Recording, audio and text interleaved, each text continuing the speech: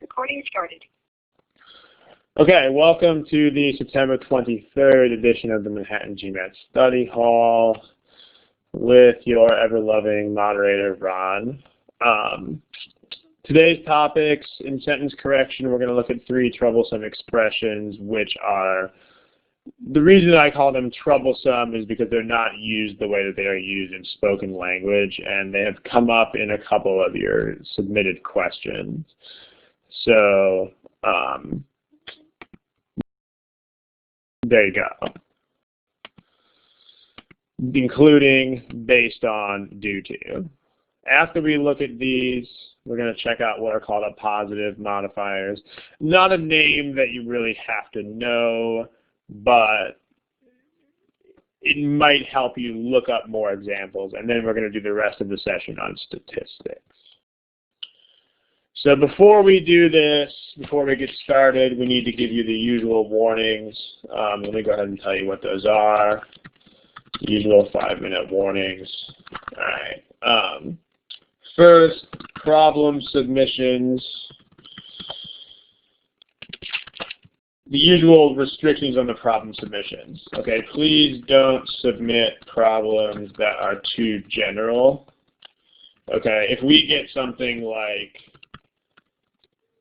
you know, how do I do geometry problems? Or how do I solve problems faster? I mean, these are not questions that are specific enough to be the topic of a study hall. I mean, how do I solve problems faster could really be anything that we ever do, to be honest. And then geometry is much too general to be a single study hall topic. So those are too general. Don't submit problems that are too specific.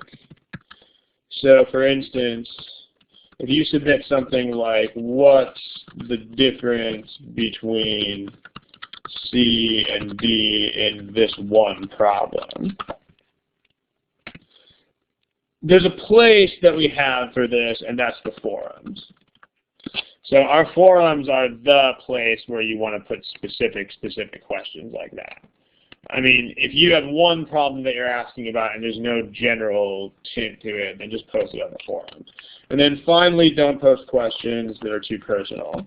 So don't submit personal issues, so like scores, study plan, etc.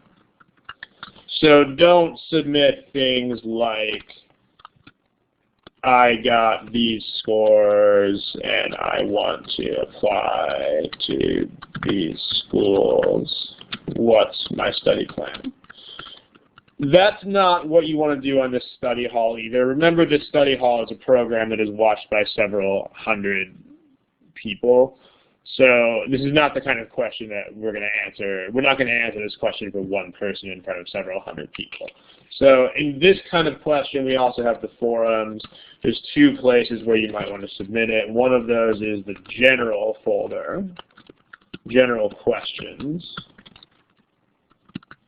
That's for things like study plans, etc. Or if it's admissions questions, we have an Ask an Admissions Consultant folder for any questions about admissions. So these kinds of things you want to post in the forums. Okay, smiley face, if everybody understands these things. Smiley face. Usual, because we still tend to get lots of problem submissions that are way, way, way too specific or too general. So so what do we want to see? I mean, here's the list of what we don't want to see. What should we see? Either two things, basically. The first thing is we want to see topics of intermediate depth. So for instance, one of today's submissions that we picked to look at today is I need help on statistics questions involving the median. Like, that's a topic of intermediate depth, meaning This is not so general that it would be ridiculous. Like if you just said word problems, that's like 20 hours worth of stuff. But statistics problems involving the median, this is a nice topic for the study hall because it's narrow enough for a study hall, but still broad enough to encompass a few different points. The other thing you might want to submit is specific problems with a tie into a more general question. So I can't decide between C and D on this question. Could you present some material on similar sentence structures? Or on this or that type of modifier? I mean, notice the difference. The difference between this and this is a pretty big difference. Like if you're just asking about one problem, we're not going to make a study hall out of that. Because most of the people in attendance are honestly probably not going to care that much about one problem. And with one problem, more importantly, you run the risk of irrelevance. I mean, if the problem is too specific, then the chances that you're going to see that exact sort of thing again on the test later are very low. So that's why. But if you can tie it into a more general question, you're welcome to bring a specific question like this as long as there's some sort of more general tie into it. Okay, so this is what we want to see. This is the positive. This is what we want you to submit when you submit questions. Smiley faces, this makes sense. Smiley faces? Okay. The smiley faces, by the way, are over there on the left. There they are. Okay. One more thing. When you submit problems, a lot of people are still not doing this. In fact, most people are still not doing this. Most people. Don't forget, when you submit a problem, you must cite the source of the problem. Okay, and this means you cannot cite another forum. We need the original source. We need who originally wrote the problem. And then also no OG problems. For other banned sources, there are a few other sources that are banned. For a list of those, check out the forums. On the top page of each of the folders, there should be a list at the top of what's called the general folders, quant and verbal folders. There will be a list of the banned sources that you're not allowed to use. So no OG problems, but if you give us a problem that you're not giving us the source of, we will just ignore the problem, just to make sure that we're not treading on anybody's feet when it comes to copyright issues. This includes our problems, by the way. I mean, we have something like 4,000 problems in our database, so none of us, including me or anyone else who works for this company, are going to have all 4,000 of those problems memorized. So this means that this warning includes our own problems. Even if the problem is ours, you still have to tell us that if you're going to submit it, because we won't necessarily know off the top of our heads unless we're lucky enough to have seen it. Okay, so problem submissions, there's the warnings. Please don't submit too general. Please don't submit too specific. Please don't submit personal questions. Here's what you do want to submit. Finally, you must include sources. You have to include sources. I know I say this in every edition of this study hall, but people are still not doing it. We had 6 people submit specific problems this last week, and only 1 out of 6 people gave me a source for the problem. So that source was OG. So that's basically 0 out of 6 people are following directions. Like 5 out of 6 didn't give me thesaurus. The one who did gave me OG, which is not allowed. We cannot use OG problems here. So, any questions?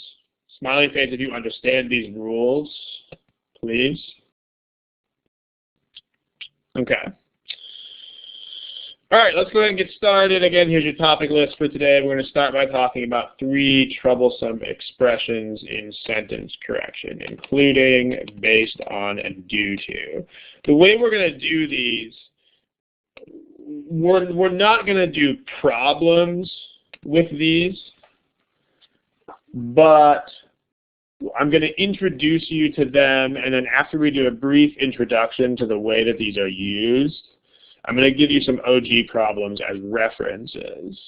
Same thing with the appositive modifiers. I'm going to give you reference problems. So we aren't going to solve complete problems with these because the rest of the problem would just be a distraction. But we are going to do these. So first we're going to present the structure. We're going to give examples. And then I'm going to give you OG references. Okay. The question in the text box is, can you submit your own questions? If you do that, I would still want you to tell me. I would think that would be okay, but I still want you to tell me which question you are imitating when you do it. Because what happens a lot of the time, in sentence correction especially, in sentence correction when most people try to change the official questions, they wind up writing questions that are bad for other reasons. In quant, maybe less so, but still what happens a lot of the time is when students change questions, the essence of the question is lost because there's some trick that disappears, or there's some sentence structure that doesn't work anymore, or something like that. So if you change a question for your own purposes, then you're going to need to tell me which question you started with. Because it's highly likely that you're going to wind up with a question whose quality is not as good. And if you gave me a lower quality question with no source, we would have to reject it. So if you're going to imitate questions, make sure you tell me what you imitate. Okay, we're gonna go ahead and get started here. Here we go. Okay, start by talking about based on. The way based on works, based on is one of those constructions that is very different in spoken language. So, extremely different in spoken language versus written language.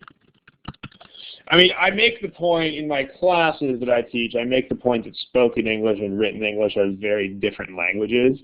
And I mean, especially in terms of expressions like this. In spoken language,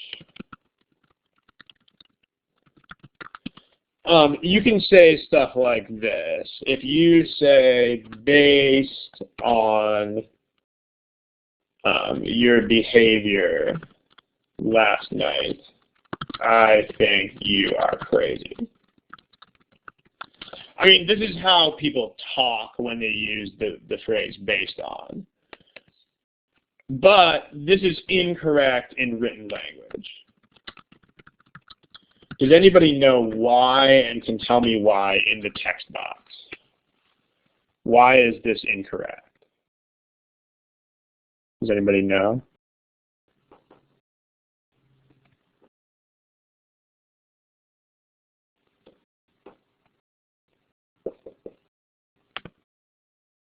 Wait for answers to that. Who knows what's wrong with based on?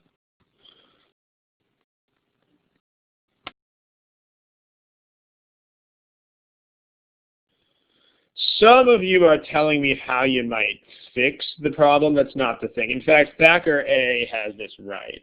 This is one of those things, ironically, that non-native speakers of English are probably more likely to get right. Because non-native speakers of English don't have this problem. Like, non-native speakers don't have this issue where spoken language has a certain convention. So in written language, yes. In written language, based on must modify a noun. It has to. It has to modify a noun. So the way this works depends on where based on is placed, but based on has to be assigned to a noun.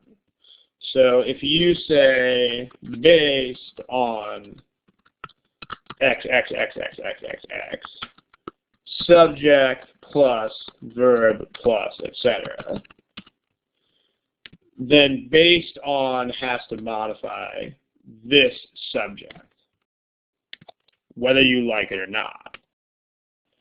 This is the rule. So that covers this particular instance. This starts with based on. So the grammatical rule says that based on here, whether we like it or not, has to modify what, according to this rule? Tell me in the text box.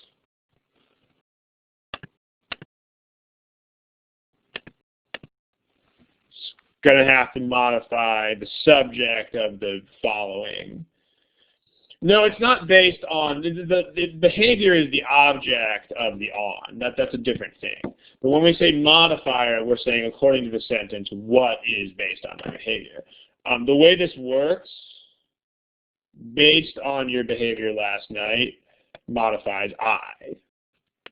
This is nonsense. This doesn't make any sense. If you want, you can think about it that way, that whole modifier. So according to the grammatical rules, the grammatical rule says I am based on your behavior. This is illogical. This makes no sense. So this is incorrect. Smiley face if this makes sense.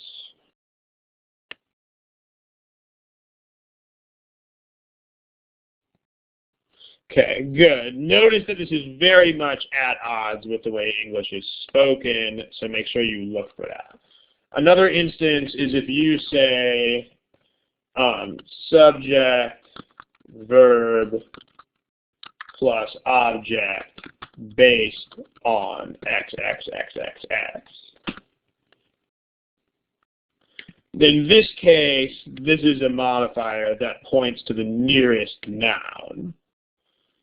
So in this case, it points to this object, whether you like it or not. So here's another sentence. If I say,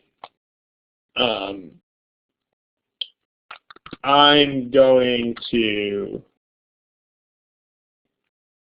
make slides based on students' submissions. This is actually correct this time, because based on student submissions modifies slides. And that actually works, because it really is the slides that are based on student submissions. So the rule says the slides are based on students' submissions. This is correct.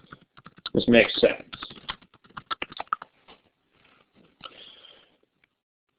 And then finally, another way that you can use this is noun is or was or are or were based on x, x, x, x, x. This is also a correct version. So in this case, this points to that noun. These are the three generally correct usages of based on that you're going to see. That's how you use based on. Notice the key point of this presentation is do not use based on the way that people would use it in spoken language. Do not.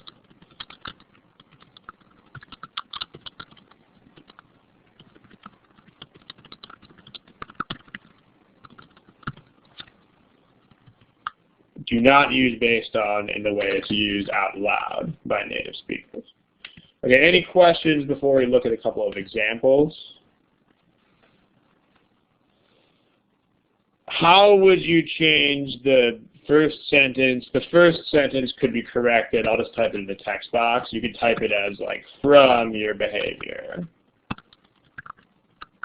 last night, I think you're crazy. That would be a correct version of that sentence. From your behavior last night, I think you're crazy, or I conclude that you're crazy. Your behavior last night causes me to think you're crazy. There are a whole lot of ways you could fix that. But remember that fixing is a very low priority.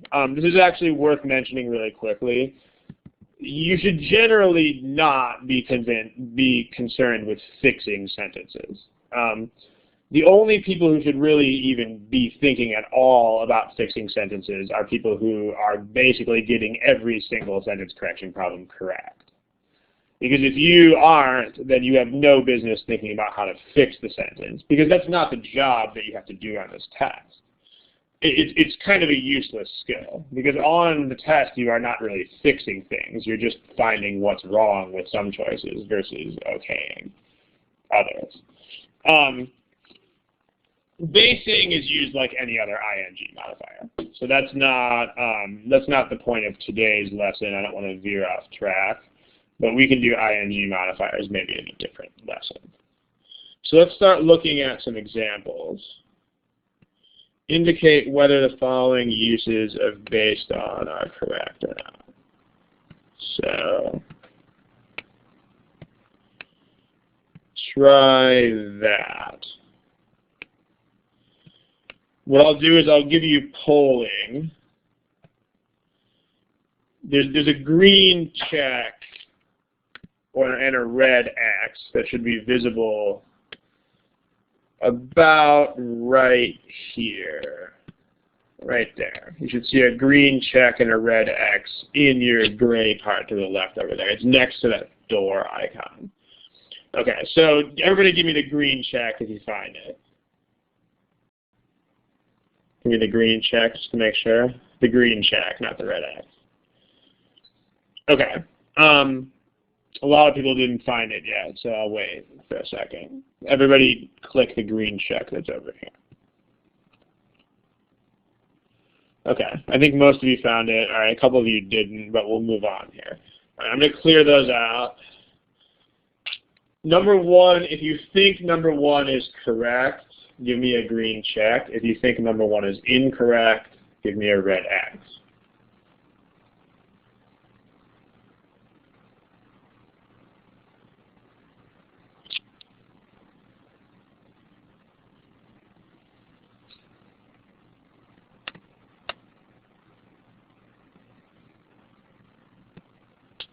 Everybody make up your mind pretty soon. Red X if you think it's incorrect. Green check if you think it's correct.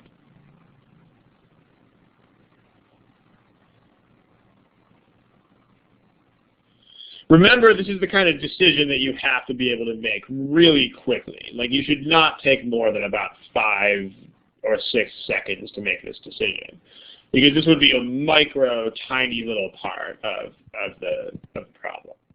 So here's your statistics for this problem. More of you said that it was wrong than right, and you were correct. It's wrong. So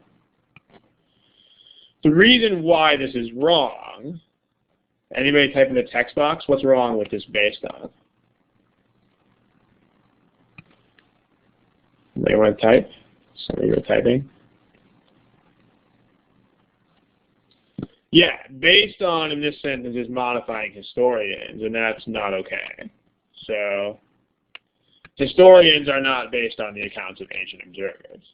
I mean, again, we know what the sentence is trying to say, but it doesn't say that. According to the rule, based on the accounts of ancient observers modifies historians, and that doesn't make any sense.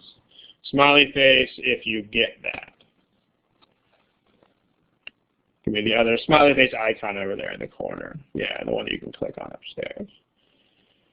Okay, I see about 33 smileys and 1 frowny, so we're going to move on, but if you have a question, go ahead and type it in the box, and I'll try to address it as we go, if you are the person who gave me the frowny. Next example. As a child, Frank invented his own secret code based on rebus-like puzzles and on the substitution of letters for numbers. Green check if you think it's correct. Red X if you think that it's not correct.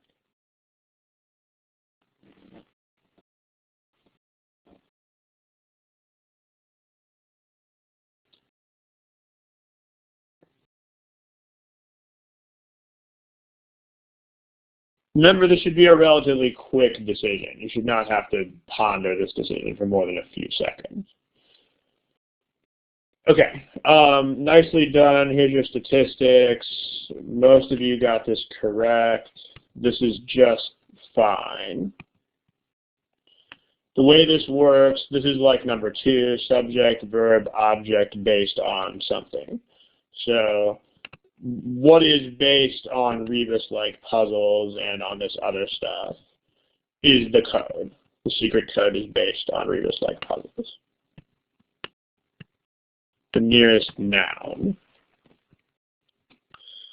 And then that works. That's logical. Remember, when you do all of this, don't forget this is not just grammar. When you evaluate modifiers, it's a mix of grammar and logic. You have a grammar rule that tells you what the thing points to, whether you like it or not. But then in conjunction with that, you also have to have the thinking. You also have to kind of use your own common sense to figure out whether that makes sense. So here, again, sentence number 1 does not have bad grammar. So the grammar of sentence 1 is fine. But then the problem is that it just doesn't make sense. The problem is that you are saying that historians themselves are based on the accounts of ancient observers.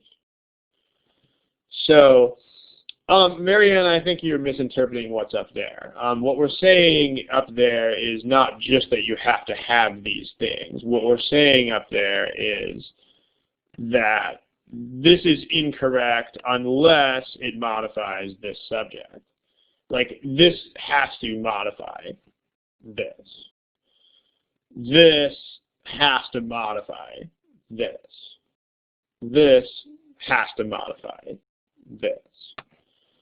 So, yeah, I can give an example of that. The slide is getting a little bit crowded, so let's move this over to the next page.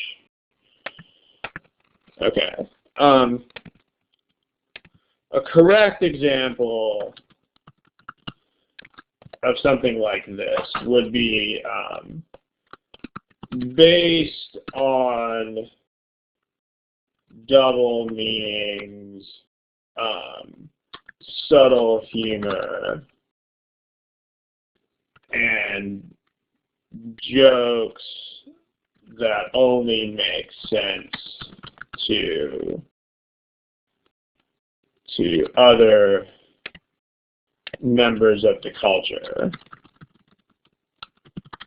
British humor is often completely not understandable to immigrants. So this is a correct sentence here. This whole thing is your modifier was based on.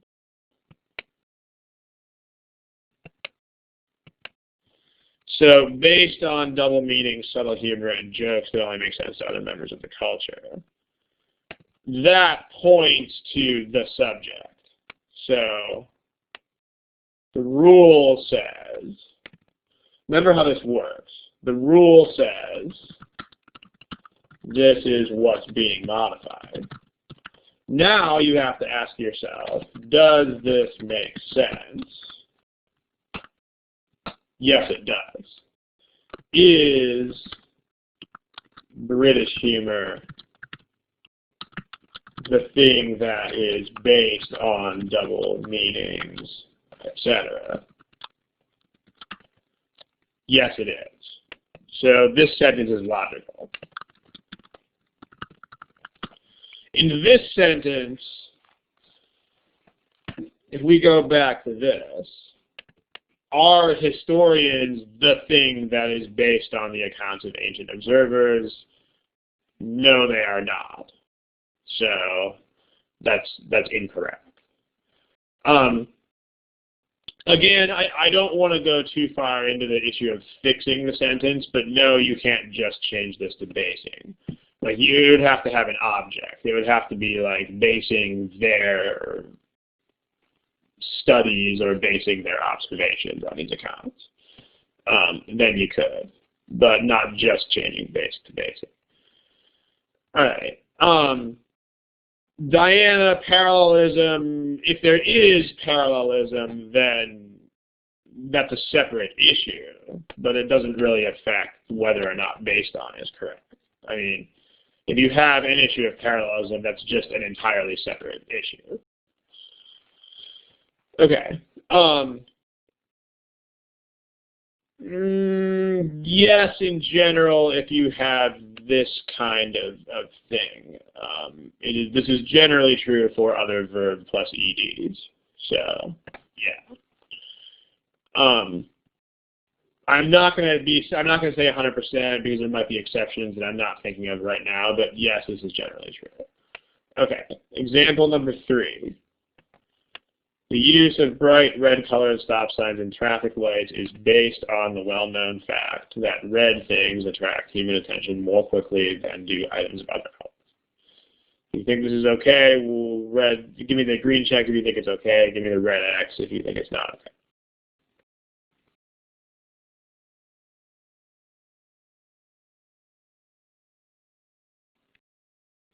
Remember, we're just looking at based on. There are no issues anywhere else in this sentence. We're just looking at the based on.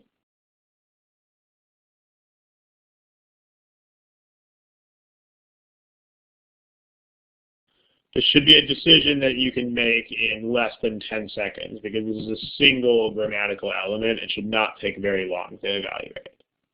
Remember, we're not looking at the whole sentence.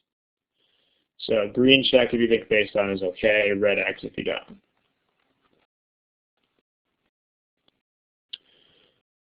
Okay, here's your statistics. Again, this looks pretty good. Yes, it's correct. This is the third type that's up there. Is based on all this other stuff. That's type 3. So this is just going to modify whatever is. So here's your based on modifier. That points to the noun, which is right here. It's the use of these things. So it's not just the stop signs and traffic lights. That wouldn't make sense. But that's a prepositional phrase. So it's the use of these things is based on this fact. Does that make logical sense? Yes, it does. Because we're saying we use these traffic lights and stop signs because red is an attention-grabbing color. So smiley face if these things make sense.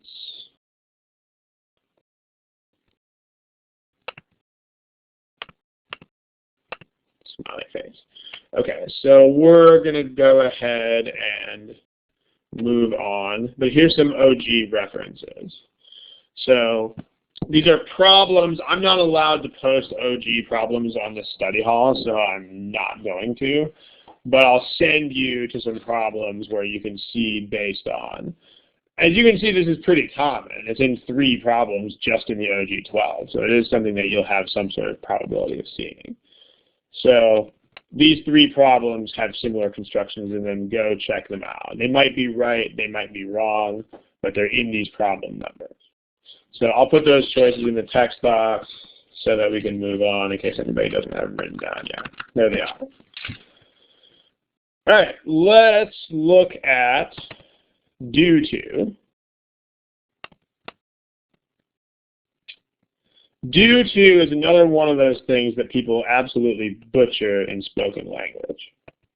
So if I say due to is actually a lot like based on, this is another modifier that must modify a noun. So the rule, therefore, is the same as the rule, as the aforementioned rule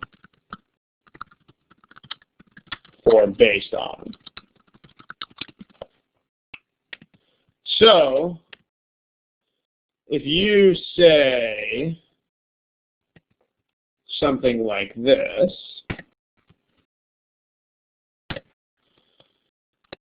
I have to stay up all night due to the presentation that I must finish. If you think that's correct, give me a green check. If you think that is incorrect, give me a red X.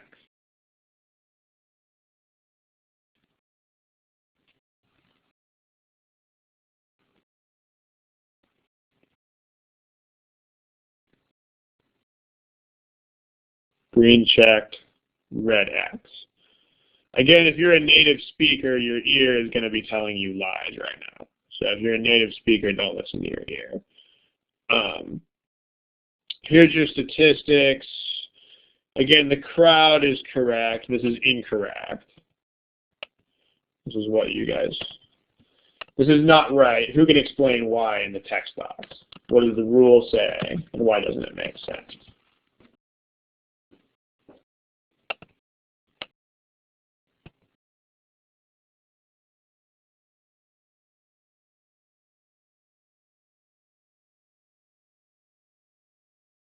Here's your modifier. Let me give you guys some hints. Presentation can't modify anything because presentation is a noun. Due to the presentation, what does the rule say? The rule says due to has to point to a what?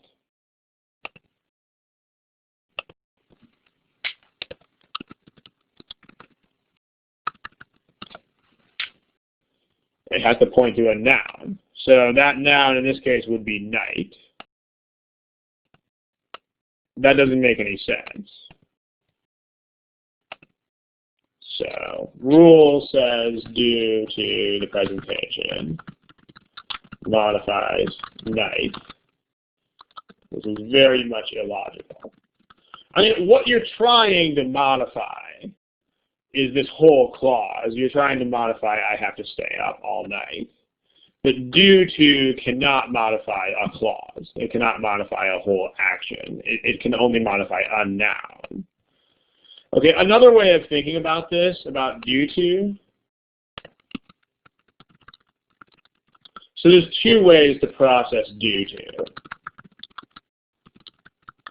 Sorry, Seth. Okay, that makes more sense. But it's not I. It's not. It's the noun that's next to it. That's important. Like these adjective modifiers don't modify the subject. They modify the noun that's next to them. Two ways to think about due to. The first way is use the same rules as for based on. Or here's a nice little shortcut. Due to equals caused by. So that's what a couple of you have been noting in the text box. You should be able to make this substitution.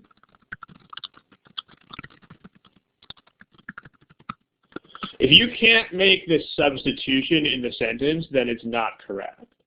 So if you try to say, I have to stay up all night caused by the presentation, that fails. That's incorrect. So if it doesn't work with caused by, it doesn't work with due to. If it works with caused by, it works with due to. Does this make sense? Questions? Smiley face if this makes sense. If you have questions, go ahead and type them in the text box. If not, we'll hit up some examples. Okay. Indicate one of the following uses of due to are correct or incorrect, red X or green check. The observation deck at the top of the tower was closed due to construction. Correct? Incorrect.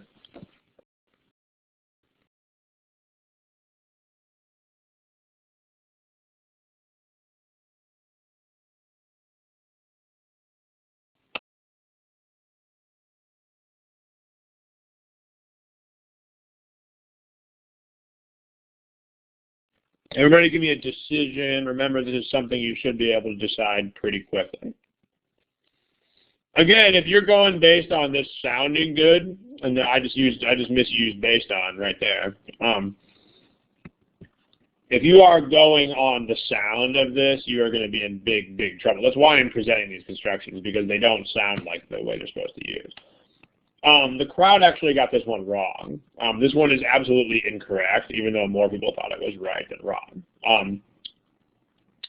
Let's see why. Let me move these down there real quick. Okay. Let's try this both ways. Grammar analysis.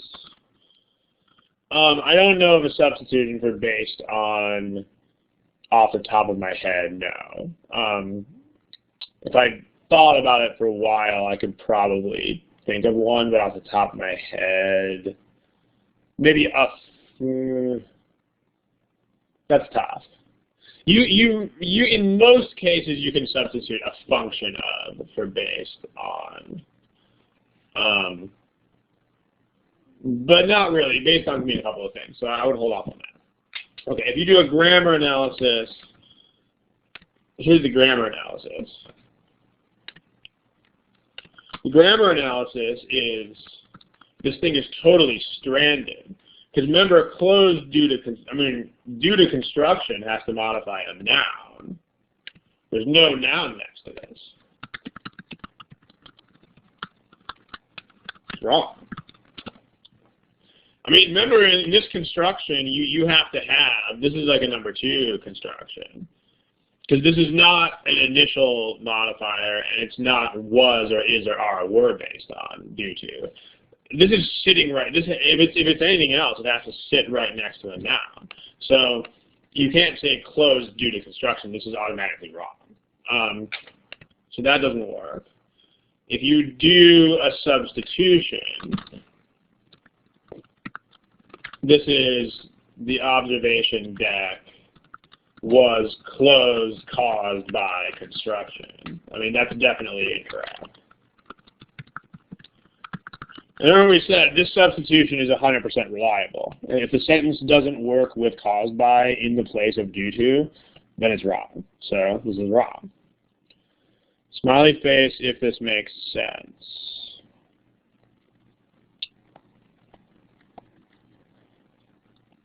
Okay. Good. Let's look at another one. Here's another one. Due to the 6-mile-long traffic jam in the freeway, I was 2 hours late to the meeting.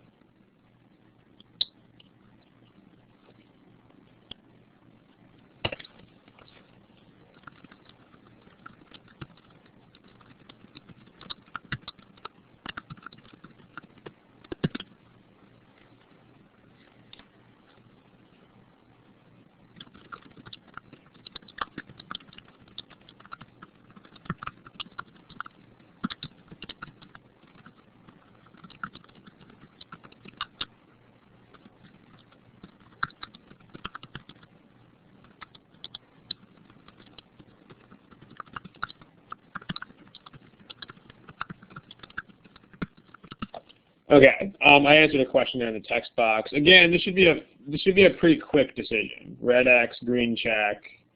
You should be able to decide this in 5 to 10 seconds max. This should not take longer than that. Remember, you're not analyzing the whole sentence. You're just analyzing the due to. If you think this due to is correct, green check. If you think it's incorrect, give me a red X.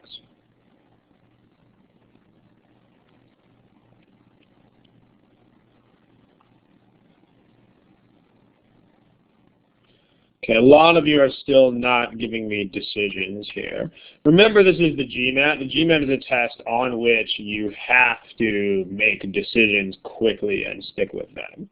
So if you're sitting there deliberating on this, then that's not a good sign of the GMAT. Like, you have to be able to make a decision. Even if it's the wrong decision, you still have to be able to make a decision and stick with it. So, okay. Number one, let's do grammar analysis. Actually, first, let's get your statistics. Here's your statistics. So looks like you guys are having a harder time with due to than based on. What's interesting about this is that you actually have, you actually have more resources for due to than you do for based on. So it's interesting that you guys are getting, it's interesting that more of you guys are getting this wrong, because you can use all the same analysis that you could use for based on.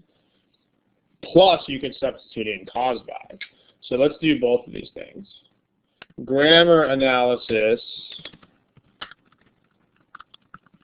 When you start with due to initially, who knows what's being modified? Tell me in the text box. Yep, it's I, because again, remember what we said, if you start with one of these modifiers based on due to, blah, blah, blah, at the beginning, then it's going to point to the subject. So this says that I am due to the 6-mile-long traffic jam. That doesn't make a lot of sense, because traffic jams don't create people. So the rule says, and in this case it turns out to be ridiculous, the rule says I am due to the 6-mile-long traffic jam. So yeah, there you go. That's not correct. And if you do a substitution, you still have to do the same analysis, but maybe it'll become more clear. Substitution says caused by the 6-mile-long traffic jam. I was late. That's incorrect. Because this still has the same problem. This is still saying I was caused by the traffic jam. Interestingly, okay, like this substitution is not going to help non-native speakers, I wouldn't think.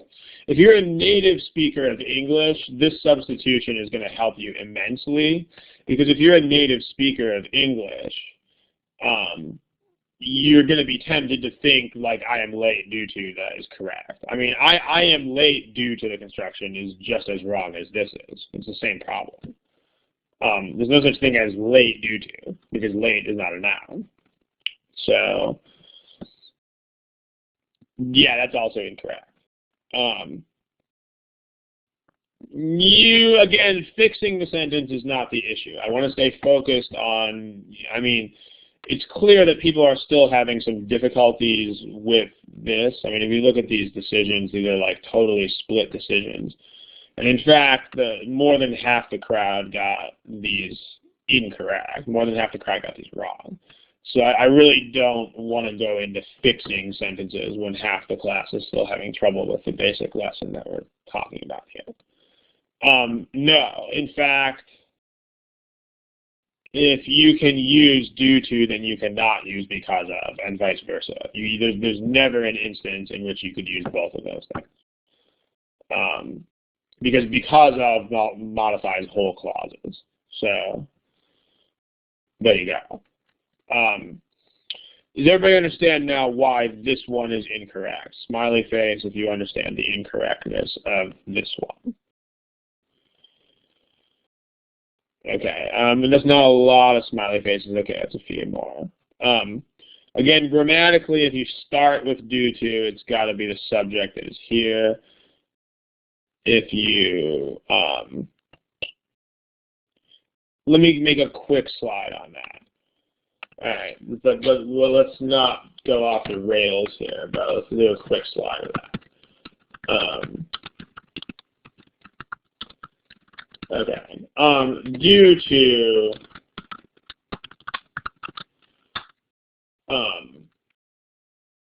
modifies a noun. Okay. Like if I say from the helicopter, I saw a 6-mile traffic jam due to an overturned truck. This is a correct sentence. Because this time, here's due to. And so that's going to modify the noun that's sitting right here, traffic jam. And it really is the traffic jam that is due to the overturned truck. So that's correct. Because of modifies an entire clause. So, like, I was late to the meeting because of the traffic. So because of, if you said due to here, it would be wrong because the meeting is not due to the traffic. But this is the whole clause, so this is fine. That's also correct. So because these work differently like this, I mean, because of this difference, one modifies a clause while the other modifies a noun. It is impossible to write a sentence in which both due to and because of could mean the same thing.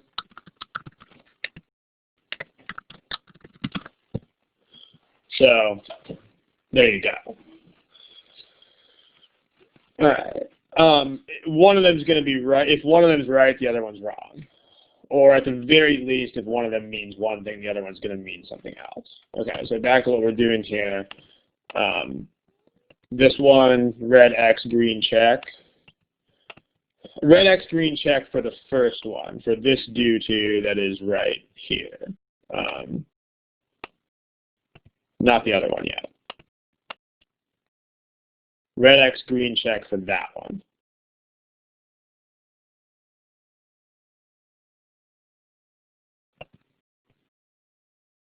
I was 2 hours late to the meeting due to the 6-mile-long traffic jam.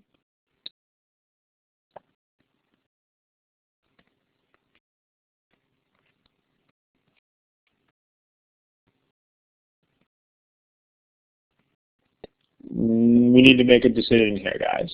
It's already been about 20 or 25 seconds. That's way too long to evaluate one modifier. Okay, here's your stats. You guys got this one right as a group. This one is incorrect. Here's your statistics.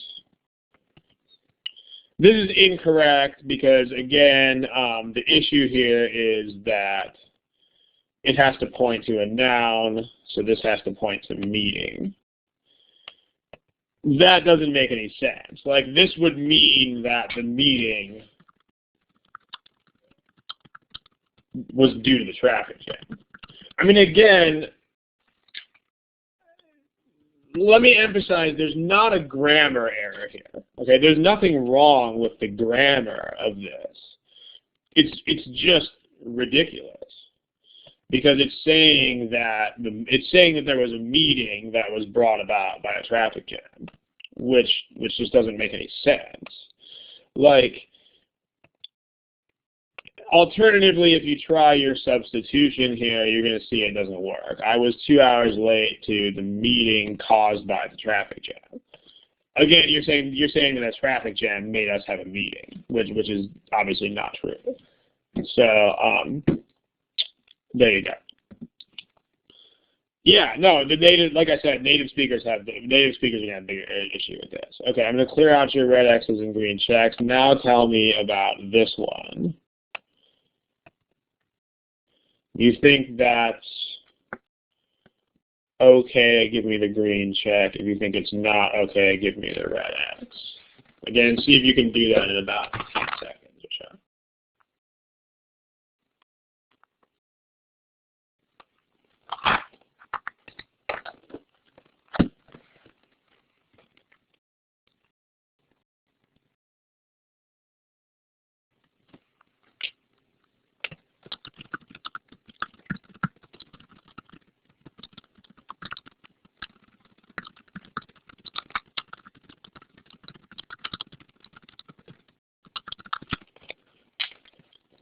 Okay, here's your statistics. This one is totally legitimate. If you've got if you want to do a grammatical analysis, then you've got this. This points to which in turn points to the traffic jam. So that's legit. The traffic jam was due to, which was due to. So that works. And it makes sense. Like it actually was the traffic jam noun, which was due to the brush fire. Or if you do a substitution, it should be very clear that this makes sense. If you substitute in caused by, then the traffic jam, which was caused by a brush fire burning on the side of the freeway, totally logical. Smiley faces if these examples make sense.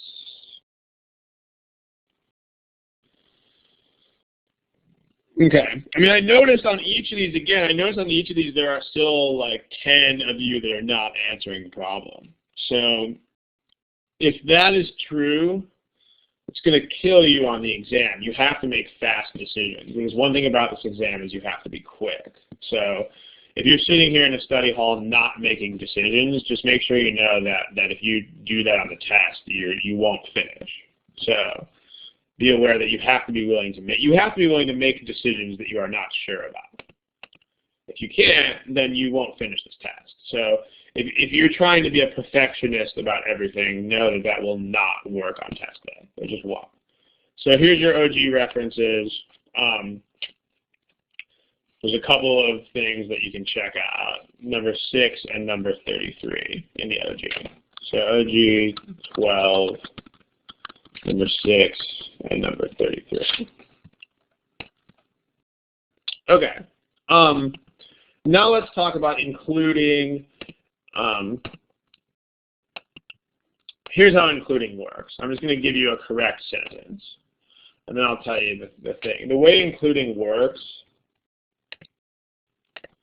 here's how including is used. When it's after a comma.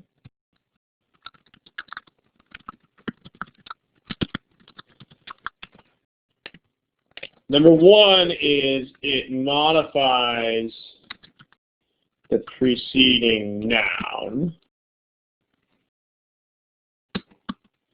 and it should give a list of some, but not all, of that noun. This is really important. Note what I want you to note in particular about this is if like this is an exception. This looks like comma plus ing modifier, but doesn't work like one.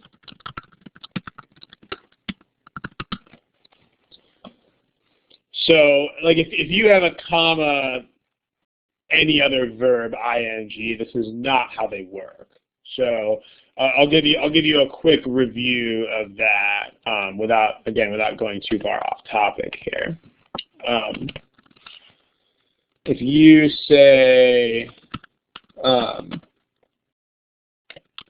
John scored 100 on his most recent exam, comma, bringing his average up to 94. This is a correctly used normal comma ing modifier. The way this works is it modifies the whole clause, but not including. Including doesn't work like that. So this comma bringing right here actually modifies the whole preceding action. This whole thing. So, but including does not work like that, and that's the point here. So this thing modifies the whole clause.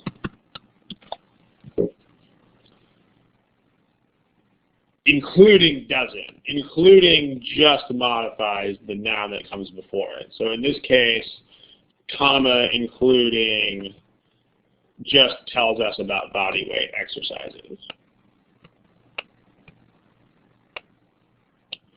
Does this make sense? Smiley face if this makes sense.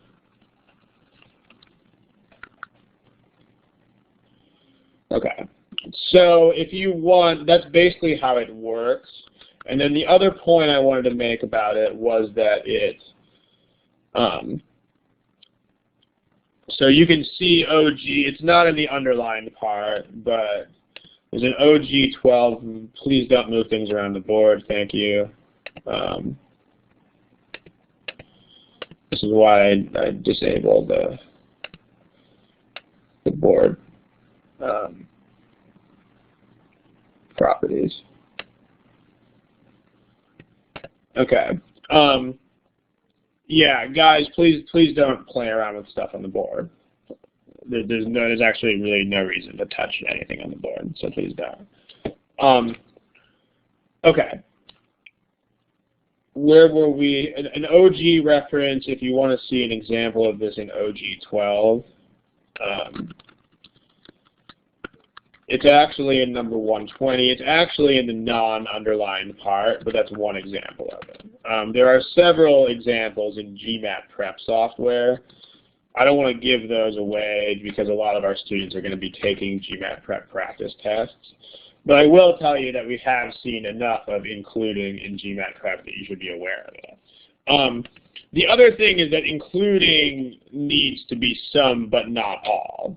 So for instance, if I said something like, the gym teacher asked us to do 3 body weight exercises, including sit-ups, push-ups, and chin-ups,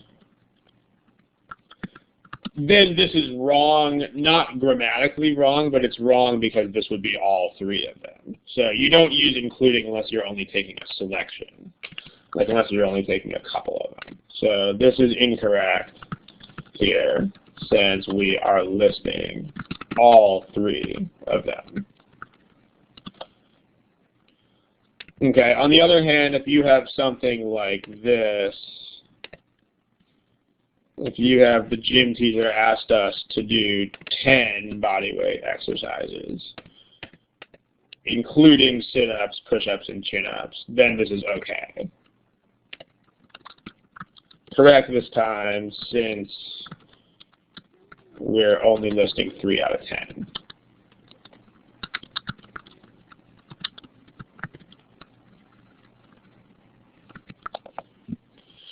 No, mostly has nothing to do with that because this is just saying the test consists mostly of these. But as long as there are other body weight exercises besides these 3 in the fitness test, then it's correct.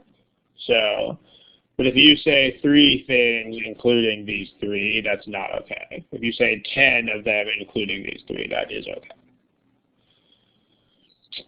All right, any questions? If not, we'll move on.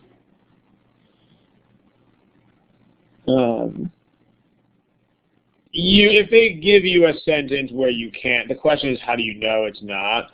If they give you a question where the meaning could work, then you're okay. I mean, unless you have contradictory evidence. So if I give you this kind of sentence where you don't know how many body weight exercises there are, then you just say, okay, this sentence is correct, the grammar works, and it can be logical, so I'm going to trust it. But if I give you this sentence where there are definitely 3 exercises, then I can't say including and then list 3. That's not okay. All right. It doesn't look like we're going to make it to do any statistics today, so I think we're just going to do these appositive modifiers. Yes, it's just a part of what's describing some, but not all of that now. it doesn't look like we're going to make it to do statistics today, so going back to our first slide, this is going to have to be next time. This took a lot longer. I actually thought we would get through these 3 expressions in like 15 minutes, but apparently not. It's already been over an hour. All right, so we're going to do this. We're going to delay that to the next study hall. So that's going to be October, whatever it is. I think it's October 7th. So, all right. Okay. Are we okay with including smiley face? If you are all right with including. The other examples are going to be mostly just like this one, so I don't really want to give more examples of this right now.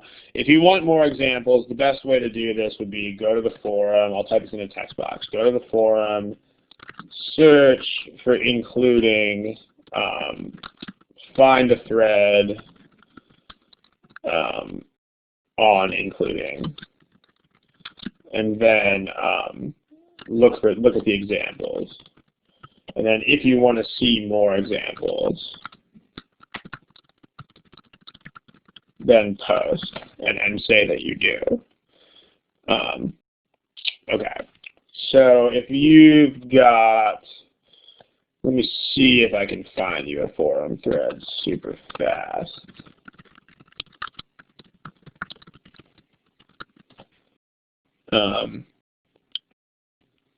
See if I can find this.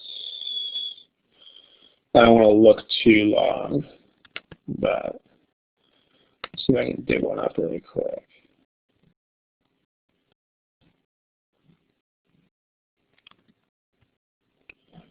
Here you go. Okay, if you want, for the person who asked about more examples of including, here you go. This is for you. There.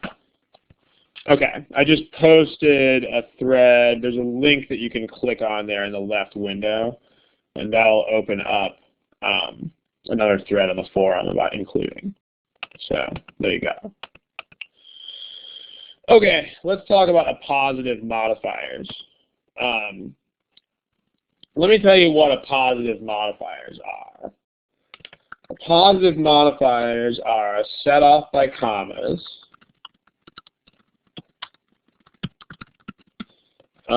They consist of just a noun or a noun plus modifiers of that noun. In other words, they are not complete sentences. This is a noun plus modifiers.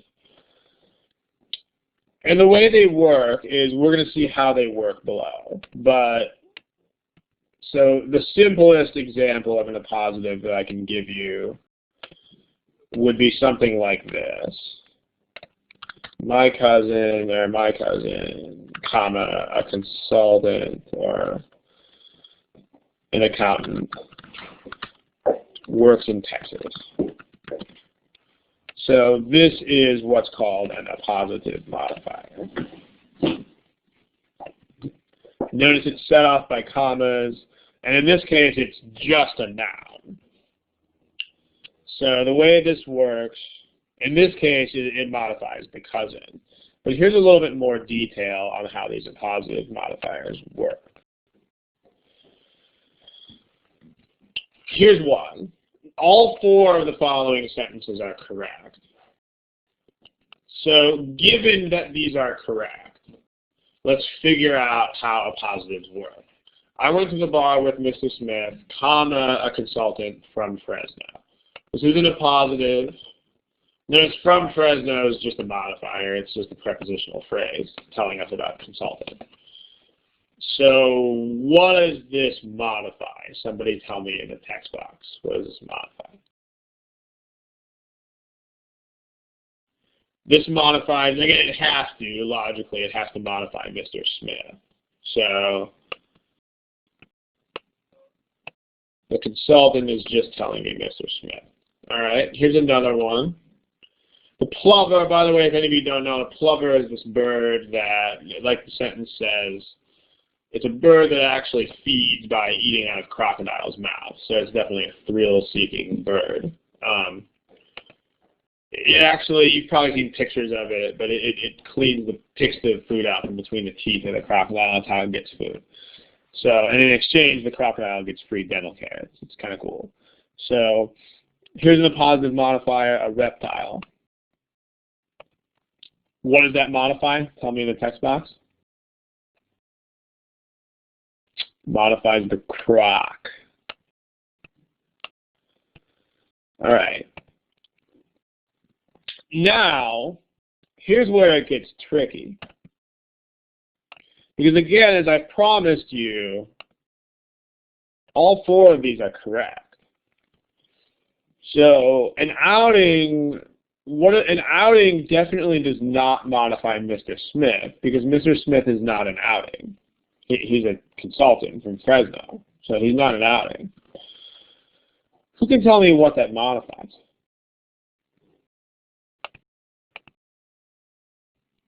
It modifies the whole clause. It modifies all of this stuff. So, and then the same sort of thing is going on here. This is a relationship. A crocodile is definitely the crying og falling to the bar. Some typo happened there. This is a crocodile is definitely not a relationship. So this can't modify crocodile. But what it does modify is it modifies all of this noise. It's the whole deal that a plover gets its food out of the mouth of a crocodile. So no, absolute phrases are totally different, and we're not covering them today. But this is how these work. Now let's try to explain what's happening here. Does anybody know the difference between these? Like, what do a consultant and a reptile have in common that an outing and a relationship don't? It's a very vague question, but let's see if anybody knows the answer to that.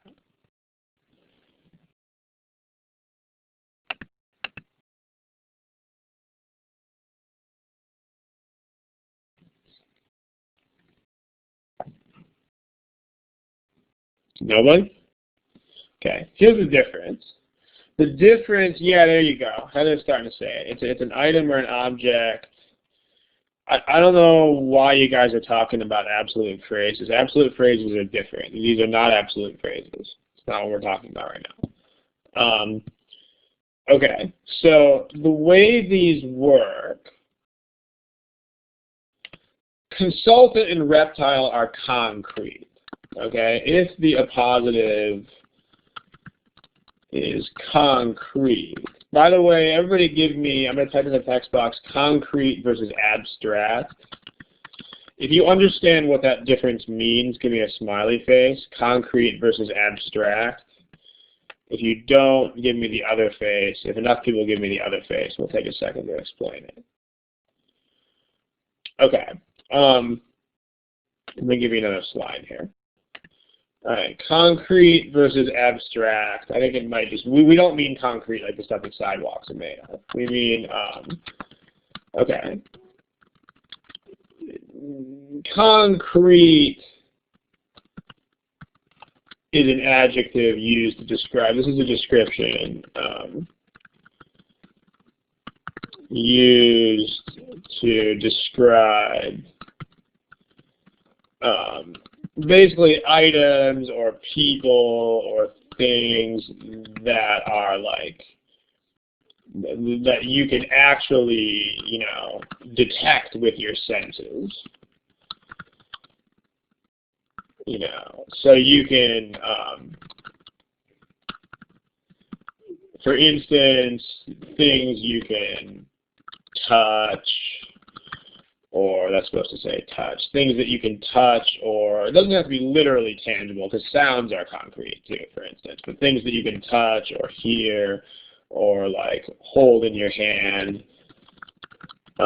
or, you know, feel it, smell it, etc. So, like,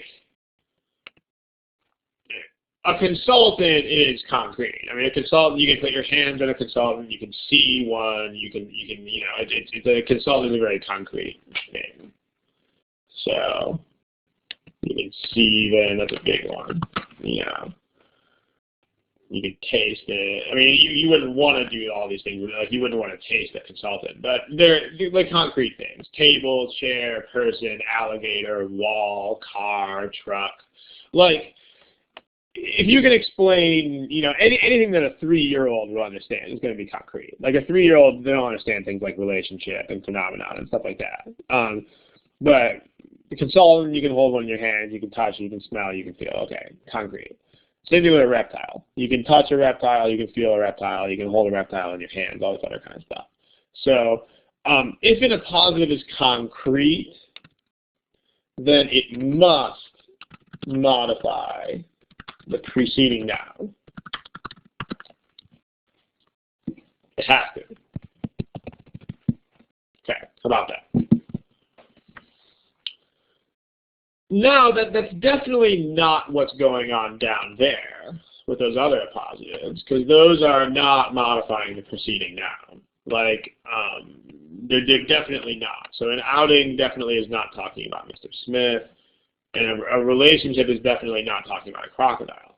The outing is, I went to the bar with Mrs. Smith. That's the outing. The relationship is the fact that the plover gets its food like this, and the crocodile gets its mouth clean. It's all of this stuff. So the difference is these are abstractions.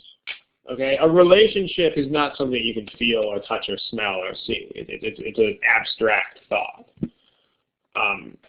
An outing, you can't see an outing. You can't touch one. You can't smell one. You can't hold an outing in your hands. These are all abstract ideas.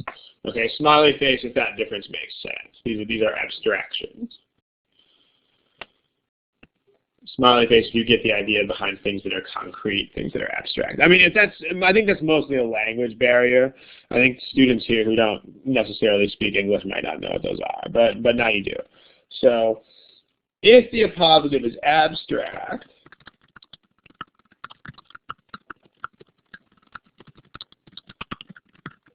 it can modify the whole idea of the preceding clause. The whole idea, everything, all of it. Notice I said can, I did not say must. This says must. The reason why, if you think about it, if you think about concrete objects or people, they can't be sentences. Like, there's no way that a whole clause could be a reptile. That's impossible. It's impossible. Like, if something is a reptile, it's going to have to be a noun, which is why these work the way they do. A consultant has to be a person. There's no way that a whole sentence could be a consultant, right? So these must modify the preceding noun. On the other hand, abstractions can and do describe whole sentences. Like, a relationship is this entire idea. An outing is this whole thing. So, but notice it says can. It's possible for abstractions to work like other appositives. So these two are also correct. So now let me change the word for to 6. Now we have 6 correct sentences. And here's your deal. The deal is, but if the preceding noun is also an abstraction, then these can also modify the preceding noun. So for instance, an outing is abstract, but so is field day. Like, you also can't hold field day in your hand, and you can't see it, and you can't smell it, and you can't, touch it. So field day is an abstraction, so is outing. So field day is the outing. Does this make sense? Smiley face if this makes sense. Okay, I see lots of smileys. Good. Okay, so this basically, in other words, if your appositive is an abstraction, then you have a choice. If your appositive is not abstract, if your appositive is something that you can touch, see, smell, hold, then you do not have a choice, and it has to be the noun. So same thing here. A relationship in the last sentence talked about the whole interaction between the plover and the crocodile. But in this case, it doesn't. In this case, a relationship just describes direct proportion, because direct proportion is also an abstraction. I mean, the direct proportion is the name of a relationship. So you can't hold this in your hand, you can't smell this, you can't touch it, whatever. Neither can you with this. You can't hold a direct proportion in your hand either. So as a result, a relationship can describe a direct proportion. So let me show you here. Here's some OG references.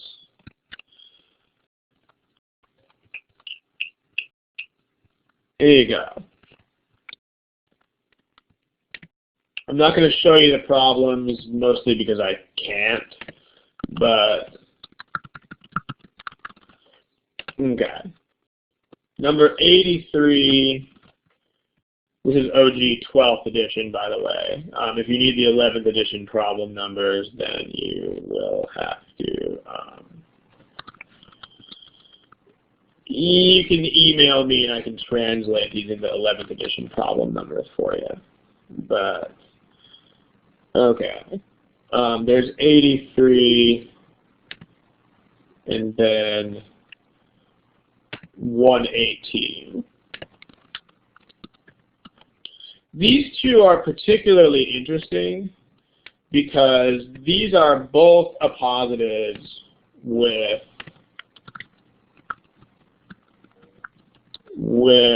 comma plus a phenomenon. By the way, this is 12th edition. But one of them modifies the whole clause, and one of them just modifies the preceding noun, which is also abstract. So this is a lot like relationship on the last slide.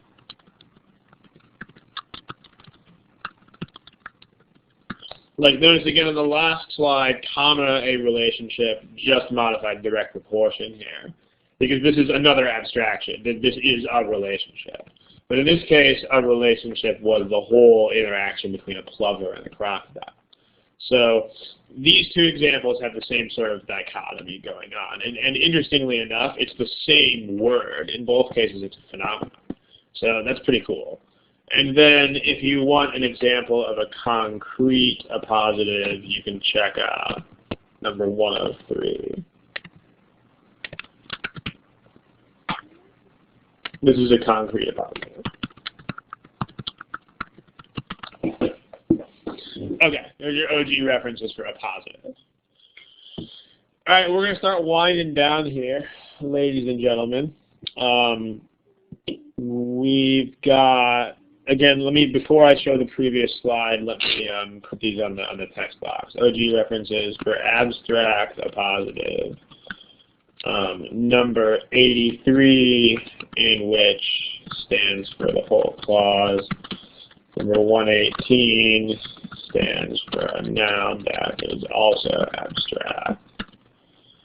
And then concrete appositive, number 103. Okay, there's your references in your text box in the previous slide. All right, yes, the session is recorded. They all are. It'll be posted on the website in probably about 4 days. Normally it takes about 4 days. The tech support people post the recordings, I know. So what I'm going to do at this point, I'm going to turn off the recording, and then we're going to start winding down. So